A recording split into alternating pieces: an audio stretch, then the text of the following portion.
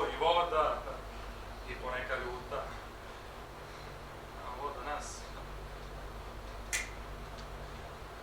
I zato ja smemo, kada je teti njegova svastika, drži tam neke čuriće ovako u kurila prodaje, pa kaže, ali kaže prijatelju, pa kako su vi dole, pa što ne dođemo ako u tazbinu, pa su dobre, su živa, su zdravo, kako su, pa su dobre, su živa, su zdravo, kako su. Idemo kafije i pobež.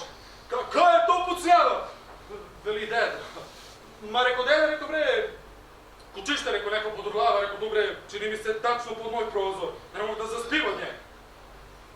Kad ti se deda zaklja ovako u mrak i kaže,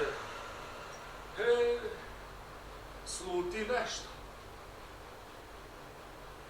A reko deda, reko bre, ako ti misliš, reko da ja ne treba, reko da idem sutra na to, na ovo more, mislim, ako misliš da treba da se pišmanim, ne kaže da se pišmaniš. Je dalje kad nešto odlučiš, tako ima da biti. Dobro, reko deda, idem ja, reko onda na more. I ja taman krenuo da legnem da spavam, kad deda kaže, stani Milivoj. Reko, šta je bre deda? Kad budeš krenuo s tog mora, dela Boga ti kupi tamo jedno flakše kisele vode.